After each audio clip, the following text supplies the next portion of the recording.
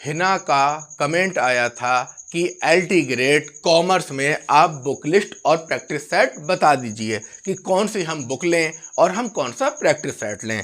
तो बुक लेने से पहले या बुकों पे चर्चा करने से पहले थोड़ा ये जान लेना ज़रूरी होता है कि आखिरकार बुकें होती कौन कौन सी हैं।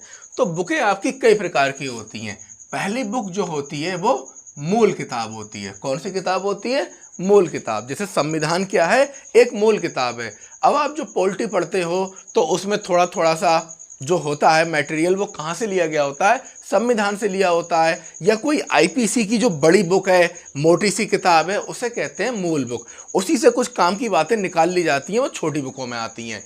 तो पहली बुक कौन सी होती है? मूल बुक होती है।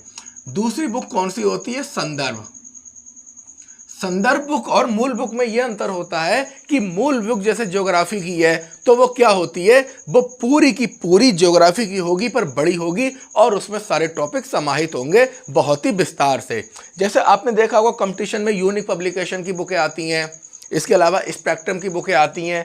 तो उसमें क्या होता है कि वो बहुत बहुत बड़ी बुकें होती हैं, 6-7 टुकड़ों में होती हैं। इनको मूल किताब कहते हैं। और जो संदर्भ बुक होती है इसको रेफरेंस बुक कहते हैं। रेफरेंस बुक होती है वो किसी एक टॉपिक के संदर्भ में होती हैं। जैसे अब आपकी देखो ये अकाउंटेंसी है तो इसकी जो है सीबी गुप्ता की ये क्या है? रेफरेंस बुक है। और तीसरी बुक जो है वो क्या होती हैं? जो आपकी एकेडमिक बुकें होती हैं।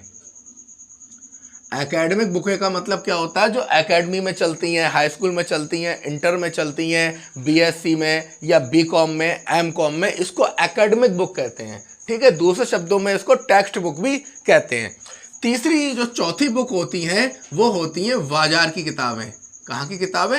बाजार की किताबें। जैसे आप किसी भी कंपटीशन बुक हाउस पे गए, आपने कहा कि आप मुझे एलटी ग्रेड कॉमर्स की कोई गाइड दे दीजिए, तो उसने आपको अरिहंत की या आपको साहित्य भवन पब्लिकेशन की और बहुत से मार्केट में पब्लिकेशन आ रहे हैं उसकी बुक दे दी। तो ये कौन सी किताबें होती हैं? बाजारी किताबें होती हैं जो बनाई जाती हैं।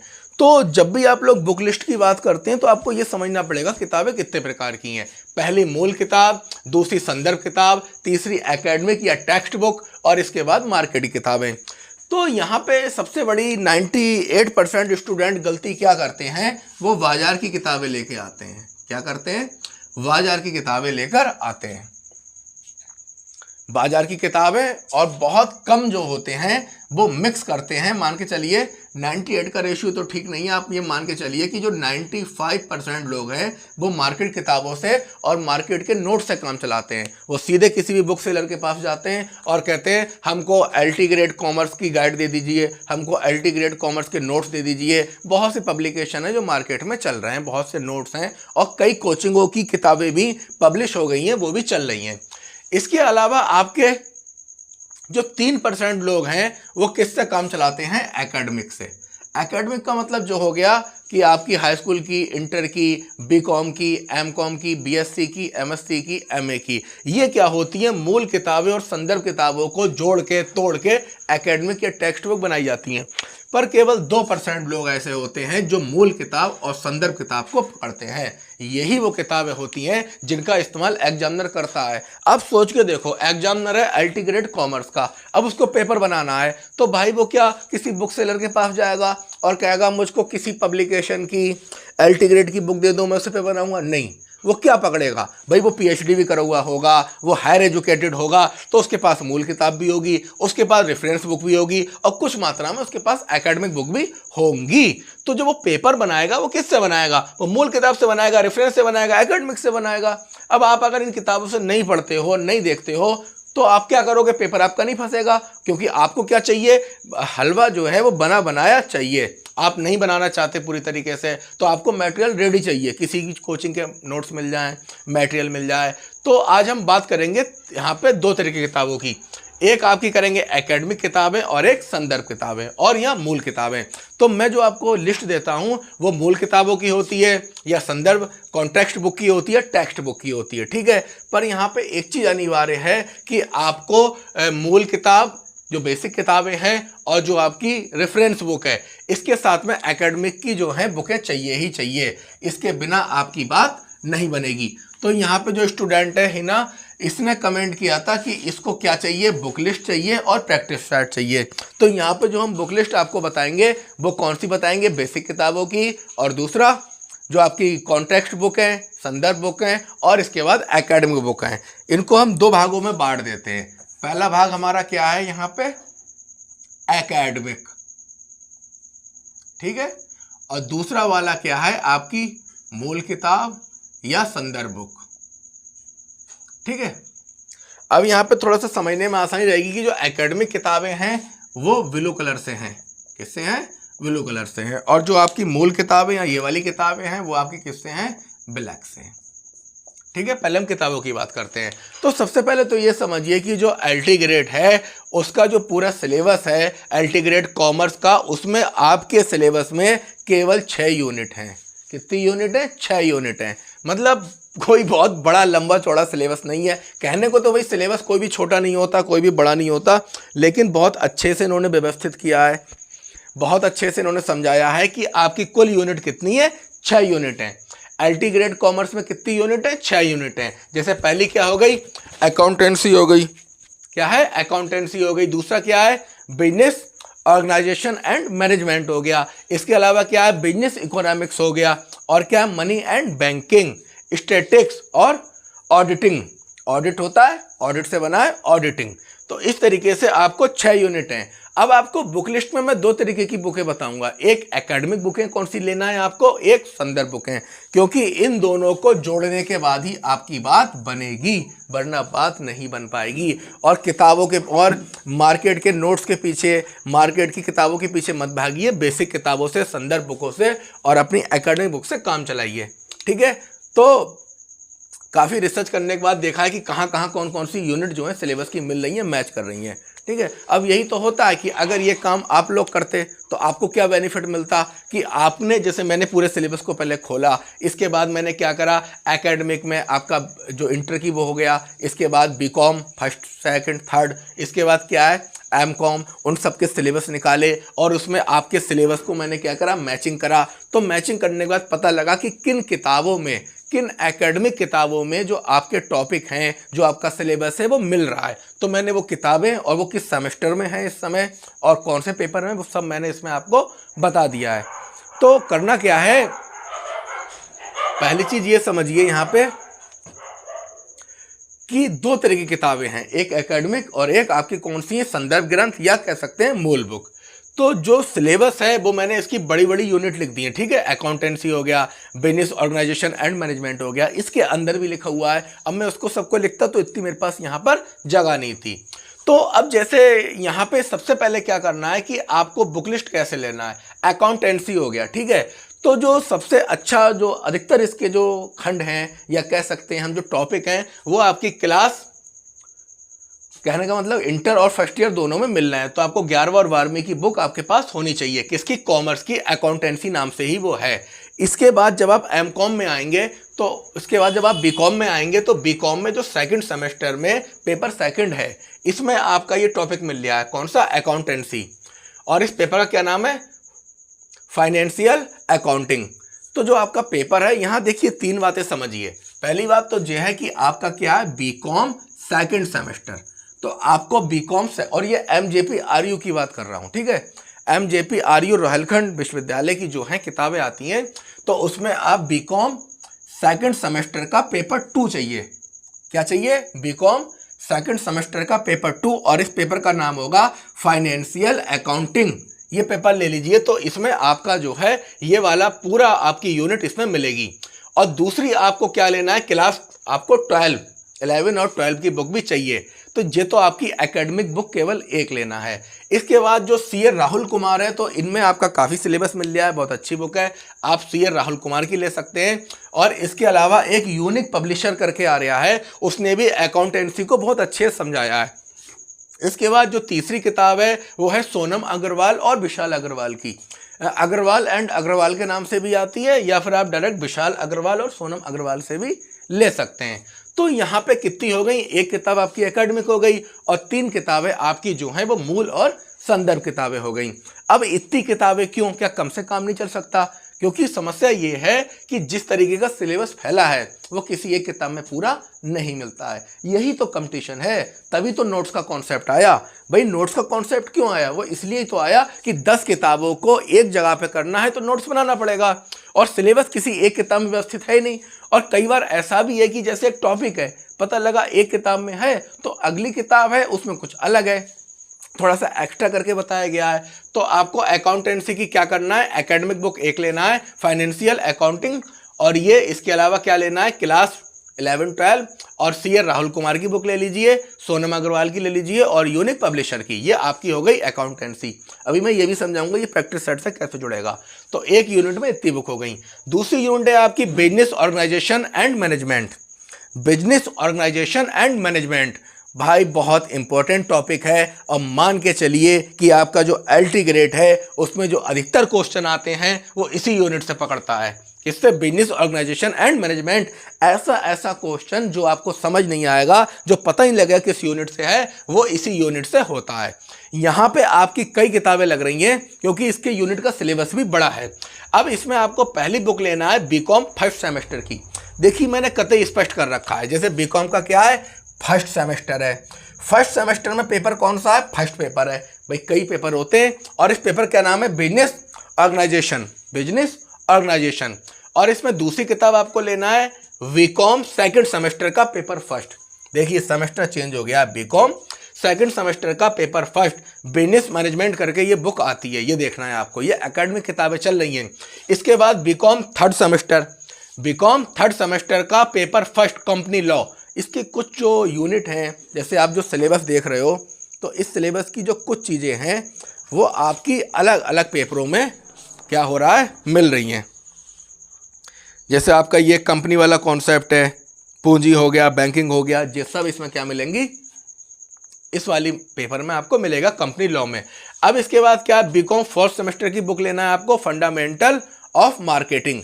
तो ये आपके पास कितनी, 4 बुकें एकेडमिक आपके पास होनी चाहिए बिजनेस ऑर्गेनाइजेशन एंड मैनेजमेंट के लिए। अब इसके बाद क्या है, ये तो एकेडमिक बुक हो गई। अब हमको थोड़ी हाई बुक चाहिए।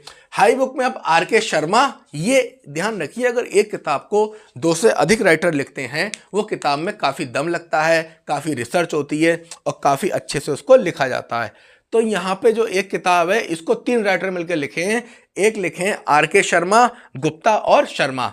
तो आप इस तरीके से कह दीजिए RK शर्मा की बुक चाहिए, RK Sharma and Gupta and Sharma, ये एक किताब है, ठीक है। दूसरी किताब डॉक्टर गजेंद्र कुमार गुप्ता और प्रोफेसर डॉक्टर संजीव शर्मा, इन दोनों ने मिलकर लिखी है। और तीसरी शिवी गुप्ता, ठीक है। टाइटल नेम यही रहेगा, बिजनेस ऑर्गेनाइजेशन एंड मैनेजमेंट। तो इस तरीके से आपकी ये एकेडमिक बुक हो गई और ये आपकी मूल किताब या रेफरेंस बुक हो गई। अगला है आपका बिजनेस इकोनॉमिक्स। बिजनेस इकोनॉमिक्स, इसमें केवल एक किताब चाहिए एकेडमिक आपको, वो कौन सी चाहिए, BCom सेकंड सेमेस्टर का पेपर 5।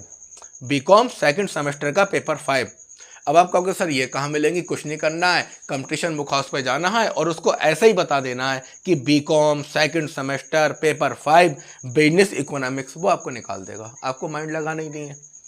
इसके अलावा आपको कौन सी बुक लेना है, के राजगोपालाचारी की लेना है, ठीक है। कॉन्टेक्स्ट बुक में डॉक्टर JP मिश्रा की लेना है, डॉक्टर BKL श्रीवास्तव। अब ये राइटर से घबराइए मत, एक एक किताब को 4-4 राइटर ने लिखा है। तो इस किताब को डॉक्टर BKL श्रीवास्तव ने लिखा है और डॉक्टर अनिल कुमार श्रीवास्तव ने लिखा है, ठीक है। अगला टॉपिक आपका मनी एंड बैंकिंग, ठीक है। ये मनी एंड बैंकिंग जो है इसमें आपको कोई भी एकेडमिक बुक नहीं लेना है, क्योंकि यहाँ पे जो मूल किताबें हैं, बेसिक किताबें हैं, कॉन्टेक्स्ट बुक हैं, वो बहुत अच्छी हैं। यहाँ टेक्स्ट बुक की आवश्यकता नहीं पड़ेगी। इसके लिए आप डॉक्टर GC सिंघई की और डॉक्टर SK सिंह दोनों ने मिलकर लिखी है। डॉक्टर GC सिंघई और डॉक्टर SK सिंह, इन दोनों ने मिलके जो बुक लिखी है मनी एंड बैंकिंग, ये आप ले सकते हैं। JP मिश्रा, कम से कम 3 बुकें आपको लेना पड़ेंगी, तभी आप नोट्स अच्छे से बना पाओगे, वरना एक किताब से क्या नोट्स बनेंगे, नोट्स नहीं बन पाएंगे। इसके बाद आपको JP मिश्रा, डॉक्टर तानिया गुप्ता, और ये 3 लोगों ने मिलकर किताब लिखी, डॉक्टर तानिया गुप्ता, आशीष कुमार गुप्ता, इनकी आपको लेना है। और एक किताब और ले लीजिए, वैसे आपका मन हो, वैसे मेरे हिसाब से तो बुक बहुत अच्छी है, ये भारत में मौद्रिक सिद्धांत एवं बैंकिंग। देखिए ये मनी एंड बैंकिंग कॉन्सेप्ट आपको 2 तरीके से पढ़ना है। एक तो वर्ल्ड के लेवल पे पढ़ना है और दूसरा इंडिया के लेवल पे पढ़ना है। तो जो आपकी जेपी मिश्रा हो गई, ये किताबें हो गई, ये क्या नाम है, सॉरी, डॉक्टर जी.सी. सिंघई की हो गई, डॉक्टर एस.के. सिंह की हो गई, इन्होंने वर्ल्ड लेवल पे अच्छे से बताया है। प्रोफेसर तानिया गुप्ता, आशीष कुमार गुप्ता, इन्होंने जो है इंडिया लेवल वर्ल्ड लेवल दोनों पे अच्छे से बताया है। लेकिन जो ये किताब है भारत में मौद्रिक सिद्धांत एवं बैंकिंग, ये केवल भारत की बात चली है, क्योंकि आपके टॉपिक में आरबीआई लगा हुआ है, पूरा सबका बॉस तो वही है, तो आरबीआई लगा हुआ है, रिजर्व बैंक ऑफ इंडिया, तो इसको बहुत अच्छे से इन्होंने बताया है। तो उनकी किताब है डॉक्टर पुनीत मिश्रा। किसकी है? डॉक्टर पुनीत मिश्रा, डॉक्टर सुनील कुमार और डॉक्टर संजीव शर्मा, ये आपकी क्या है, बुकें हैं। और एक चीज़ बताऊं, लगभग जो सिलेबस एलटी ग्रेड का है वही आपका टीजीटी का है, थोड़ा ही डिफरेंट है, वरना सिलेबस एक है। अगला है स्टैटिक्स। ये स्टैटिक्स ऐसा टॉपिक है, ये आपका टीजीटी, ये आपका एलटी ग्रेड एसएसटी में भी आता है। किस में आता है? एलटी ग्रेड एसएसटी में भी आता है, इसके बाद इकोनॉमिक्स में भी है, और फिर आपका मैथ में भी है, एलटी ग्रेड मैथ में भी है, और फिर ये आपका एलटी ग्रेड कॉमर्स में भी है। मतलब स्टैटिक्स ऐसा टॉपिक है जो आपके कई विषयों में आता है, इकोनॉमिक्स में भी आता है, मैथ में भी आता है, और इसके बाद कहाँ है? ये कॉमर्स में भी है। तो स्टैटिक्स के लिए आपका एक स्पेशल पेपर है बीकॉम में, बीकॉम फर्स्ट सेमेस्टर में पेपर 2 है। सेमेस्टर कौन सा है? फर्स्ट, और पेपर कौन सा है? 2। बिजनेस स्टैटिक्स के नाम से है। इसके अलावा जो आप इसकी कॉन्टेक्स्ट बुक ले सकते हैं तो आरपी हुड्डा की ले सकते हैं, डॉक्टर पीएन अरोरा की, डॉक्टर एस अरोरा एक ही राइटर हैं, और doctor A Anuradha, doctor R Ranganath और जेके शर्मा, इन लोगों की आप बुक परचेस कर सकते हैं। इसके बाद अगला जो आपका काफ़ी महत्वपूर्ण है वो क्या है? ऑडिटिंग।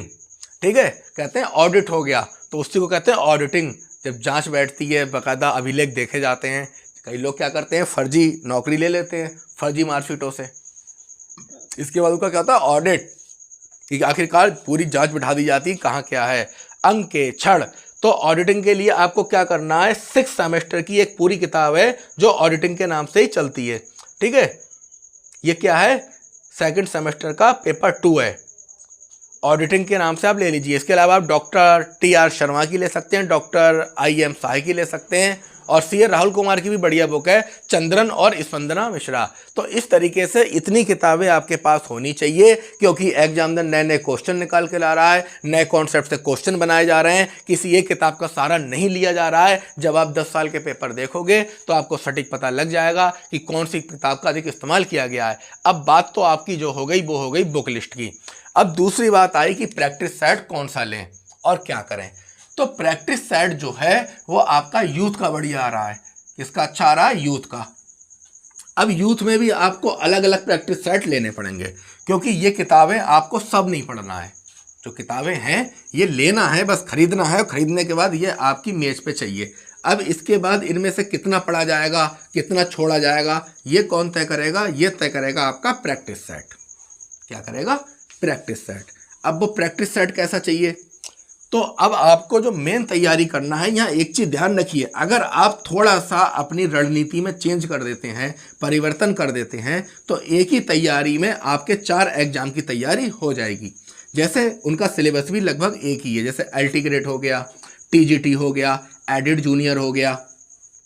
इसके अलावा ईएमआरएस में जो वैकेंसी आएगी वो ईएमआरएस वाला हो गया आपका आदर्श एकलव्य आवासीय विद्यालय। अगर आप थोड़ा सा हल्का सा परिवर्तन कर लें, लगभग इनके सिलेबस सबके लगभग सेम है, बस 10 से 15% का अंतर है।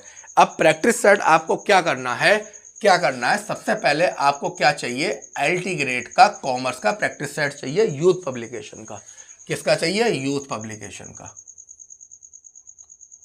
लेकिन इसमें ध्यान ये रखना कि यूथ में मिक्सिंग वाला मत ले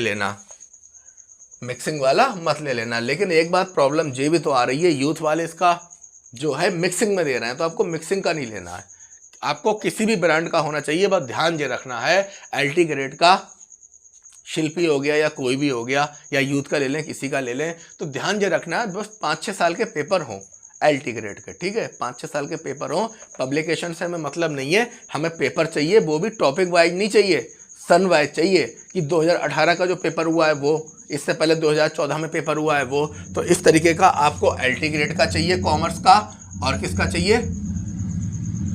आपको जीआईसी का चाहिए और जीडीसी।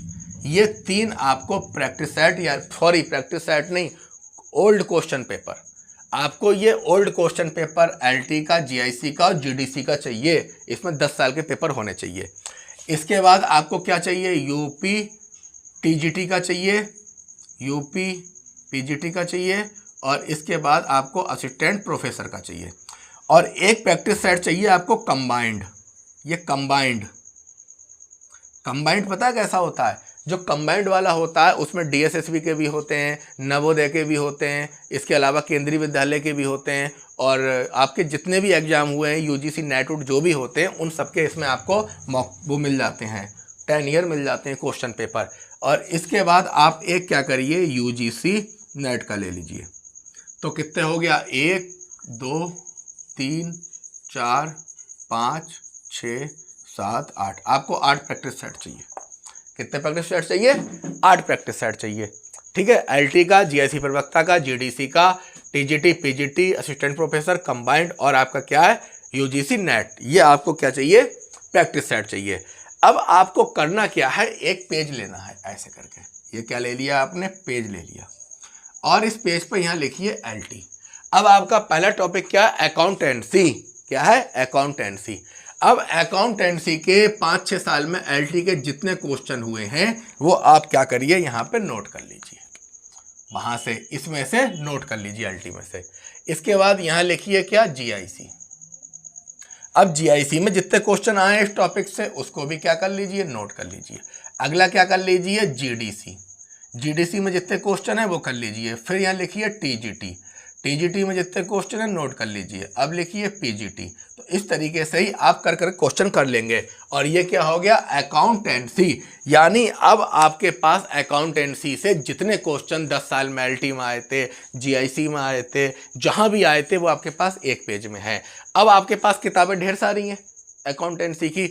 अब आप देखो ना कि जो आपके ये क्वेश्चन है ये किस किताब में मैचिंग कर रहे हैं, किस किताब में रखे हुए हैं, तो आपको सटीक पता लग जाएगा वो कौन सी किताब है जहां से एग्जामिनर क्वेश्चन बनाया है, या जिस किताब का सारा ज़्यादा लिया जा रहा है। तो पढ़ने से पहले एकदम कॉन्सेप्ट नहीं पढ़ना है, पहले क्वेश्चन देखना है, क्वेश्चन समझना है, फिर आप कॉन्सेप्ट पढ़िए। तो इस तरीके से आपकी बुक लिस्ट हो गई, और 2-3 ब्रांड हैं, इसमें ज़्यादा पब्लिकेशन नहीं है। प्रैक्टिस सेट तो नहीं कहते हैं, देखो यहाँ अंतर होता है।